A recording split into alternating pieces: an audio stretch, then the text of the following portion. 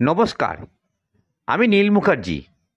আপনাদের সকলকে জানাই স্বাগত গল্পকথার গল্পকাহিনী চ্যানেলের একটি নতুন ভিডিওতে। আজকের কাহিনী নিশির ডাক।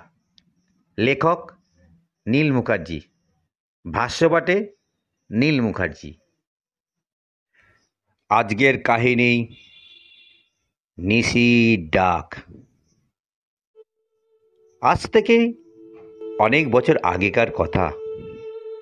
এক অচিন গাঁয়ে এক গৃহবধূকে খুবই সাংসারিক অত্যাচার করত তার শাশুড়ি মা। যেহেতু তার স্বামী বাইরে কাজ করত, তাই তার দেখভাল হতো না বললেই চলে। ঘরকন্যার কাজ, চাষের কাজ সারাদিন খেটে খেটে দিনপাত করে দিত। কখনো দুমুঠো অন্ন জুটত, কখনো নাও জুটত। খুব কষ্টে তার দিন অতিবাহিত হতে লাগলো।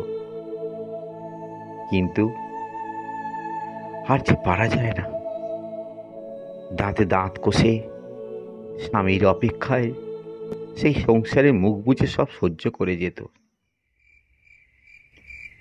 হঠাৎ একদিন মধ্যরাতে চাঁদের আলোয় ঝিকমিক করছে, ঠিক সময় ঠাউর করতে পারে না। প্রকৃতির ডাকে সারা শব্দ না করে বাইরে বেরিয়ে পড়ে। তারপর পরের দিন সকালবেলা হইচই। বাগেদের বউ বাড়ি থেকে পালিয়েছে। পাড়ার প্রতিবেশী সবাই মিলে কথা বলতে থাকে। কখনো পুকুর ঘাটে, কখনো মাঠে ঘাটে, কখনো চাষের জায়গায়। সবাই বলে, পালাবে না, যা বউকে অত্যাচার করতো। এমন সময় তার স্বামীকে খবর দেওয়া হয়। তার স্বামী আসতে দুপুর হয়ে যায়। তখন মাথার উপর সূর্য। হঠাৎ করে গায়ে ছেলের দল হই হই করে তেঁতুল পাড়তে গিয়ে দেখে কে যেন গাছের মগডালে বসে আছে। ব্যাস, হইচই পড়ে যায় সারা গাঁয়ে। দূর দূরান্তের গ্রাম থেকে সব ছুটে আসছে। ছেলে, মেয়ে, বউ, বুড়ো, বুড়ি, কচি, কাঁচা, জোয়ান, মরদ সবাই। কেউ বোধহয় আর বাকি নেই। সবাই যখন দেখছে গাছের উপর বাঘেদের বউ বসে আছে, কিন্তু নিচে নামিয়ে আনবে কি করে? কি ব্যাপার, কি করে হবে এই সমস্যার সমাধান? গাঁয়ের বিভিন্ন ধরনের লোক, নানা রকম কথাবার্তা। কেউ বলে ওঝা ডাক, তো কেউ বলে না না, এ ওঝার কাজই নয়, গুণিন ডাক। আবার ভিড়ের মধ্যে কেউ বলে, ওরে তান্ত্রিক ডাকতে হবে, তান্ত্রিক। এমন সময় সেই পথ দিয়ে একজন সাইকেল আরোহী যাচ্ছিলেন। তিনি বললেন, না না, তান্ত্রিক ডাকতে হবে না গো, ওই পাশের গাঁয়ে একজন ম্যাজিশিয়ান আছে, সে এই কাজ করতে পারে। ব্যাস, সবাই হই হই করে ছুটল সেই দিক প্রাণে। সূর্যাস্ত হয়েছে, সন্ধ্যা ঘনিয়েছে, চারিদিকে ঝিঝি পোকার ডাক। এমন সময় বলল, হ্যাঁ রে, অন্ধকার হয়ে আসছে, গ্রামে তো কারেন্ট নেই, তাহলে কি হবে? তাড়াতাড়ি সব জেনারেটর আনার উপক্রম হলো। গ্রামে সেদিন যেন উৎসব পড়ে গেছে। চারিদিকে আলো জ্বলে উঠল অন্ধকারকে দূর করার জন্যে। এমন সময় সেই ম্যাজিশিয়ান গগন কুমার এলেন।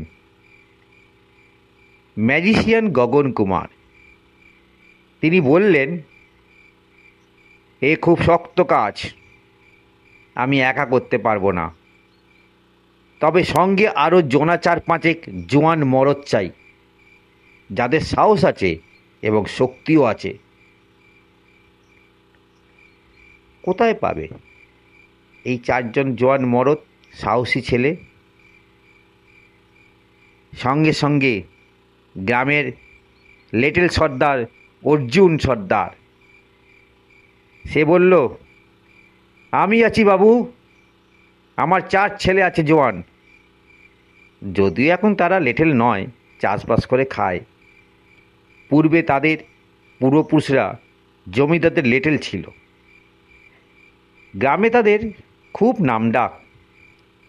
তার 4 ছেলে এগিয়ে এলো, বুক চিতিয়ে বলল, ম্যাজিশিয়ান, আমরা আছি, আর কাউকে দরকার নেই। ম্যাজিশিয়ান গগন কুমার দেখে বললেন, এতেই হবে, আপনার জায়গাটা একটু ফাঁকা করে দিন। ওই অর্জুন সর্দারের 4 ছেলে এগিয়ে এলো ম্যাজিশিয়ানের কাছে। ম্যাজিশিয়ান গগন কুমার যথারীতি আগুন জেলে তার ক্রিয়াকর্ম আরম্ভ করে দিল। গ্রামের লোক সবাই চুপচাপ। হঠাৎই হৈ হৈ করা উৎসব প্রাঙ্গণ যেন নিস্তব্ধ নিশুতি রাত হয়ে গেল। চারিদিকে কেবল জেনারেটরের ভটভট শব্দ ও আলো জ্বলছে, আর দূরে জোনাকির ঝিকিমিকি। গগন কুমার 4 জন ছেলেকে বিভিন্ন ক্রিয়াকর্ম করে তাদের গা বেঁধে দিল এবং সঙ্গে মোটা দড়ি দিল। বলল, যাও, তোমরা গাছের ওপর ওঠো, আর সবাই মিলে একটা বড় তিরপল এনে চারিদিক থেকে টেনে ধরো। যদি বাই চান্স ওপর থেকে পড়ে যায় তাহলে তিরপলে আটকে যাবে। যেই বলা সেই মতো রহিম চাচার ডেকোরেটার্সের দোকান থেকে তিরপল আনা হলো।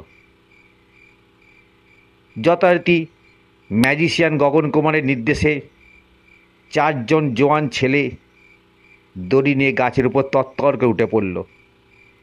এদিকে গগন কুমার আগুন জেলে তার ক্রিয়াকর্ম করতে লাগলো, আর সবাই মিলে তিরপল টেনে ধরল গাছের নিচে। গ্রামের সব ছেলে মেয়েদের মুখ চুপসে গেছে, একটা শিশুও যেন কাঁদছে না। চারিদিকে নিশুতি রাতের নিস্তব্ধতা, কেবল ঝিঝি পোকার ডাক। আর এদিকে আগুনের লেলিয়ান শিখা দাউ দাউ করে জ্বলে উঠেছে। এই যেন কিসের যজ্ঞ চলছে। গগন কুমার ক্রিয়াকলাপ শুরু করেছে, সবাই তিরপল টেনে ধরেছে। ওদিকে গাছের উপর 4 জন জোয়ান ছেলে দড়ি দিয়ে উঠেই চলেছে। বিশাল বড় তেঁতুল গাছ। এখন কি করে ওই মগডালে বসা বউকে নামাবে কি করে? 4 জন ভাবতে থাকে। ওদের মধ্যে একজন বলল, দাঁড়াও, দড়ি ফাঁস করো, আর একদিকে গাছের প্রান্তের সাথে বেঁধে দাও। আমি উপরে ডাল দিয়ে বেয়ে বেয়ে উঠে কোনো রকমের দড়িটা ফাঁসটা ওই বউটার গলা দিয়ে গলিয়ে দেব। যদি পড়েও যায় দড়িতে ঝুলতে থাকবে, আর আমি গাছের ডাল ধরে ঝুলে পড়ব। যেই মতো বলা সেই মতো কাজ শুরু হয়ে গেল। একজন ধীরে ধীরে দড়ির ফাঁস নিয়ে ওপর ডালে উঠতে থাকলো, আর বাকি 2 জন এক প্রান্ত দড়ির গাছের ডালে বেঁধে দিল। সবার মুখে আতঙ্ক, ভয় আর নিশুতি রাতের নিস্তব্ধতা। এদিকে গাছের তলায় যথারীতি ত্রিপল ধরেছে সকল জোয়ান লোকেরা, আর গগন কুমার তার ক্রিয়াকর্ম করেই চলেছে। নিশুতি রাতে কোথাও দূরে পেঁচা ডেকে উঠল, কিংবা কটা শিয়াল। তারাও ভাবছে আজকে এই নিস্তব্ধ রাতের মধ্যে কি হচ্ছে। আগুন জেলে নিচ থেকে গগন কুমার নির্দেশ দিল, নাও, এইবার এই বউকে দড়িতে বেঁধে ধীরে ধীরে ঝুলিয়ে দাও। সাবধান, ওনাকে ছুলেই ও কিন্তু তলায় পড়ে যাবে, তাই চেপে ধরে থাকবে। দড়ি শুদ্ধ 2 জন ধীরে ধীরে গাছ থেকে বউটিকে নিয়ে ঝুলে পড়ল। হাঁ করে দেখল সবাই। অমৃকে পড়ার উপক্রম, কিন্তু গগন কুমার নির্দেশে সবাইকে বলল, সরে যাও, কেউ ছবে না, 10 হাত পিছিয়ে যাও। এইবার বউটিকে বিভিন্ন ক্রিয়াকর্ম করে সুস্থ করে তুলল। বউটি জ্ঞান ফিরল যখন, সে সঙ্গে সঙ্গে মাথায় ঘোমটা টেনে হতবাক হয়ে গেল। সে যে গ্রামের বউ, কি হচ্ছে রাত দুপুরে সে নিজেও জানে না। সে কি দেখছে, কোথায় বা এলো, কি করে বা এলো, কারোর মুখে উত্তর নেই। সবাই ওকে ভূত দেখার মতো দেখছে, ও যেন জ্যান্ত ভূত। ম্যাজিশিয়ান গগন কুমারকে ওই বউটির স্বামী এসে জিজ্ঞাসা করলো, কি হয়েছিল? গগন কুমার বলল, হুম, কি হয়েছিল, ওকে নিশিতে ডেকেছিল। হ্যাঁ, একেই বলে নিশির ডাক।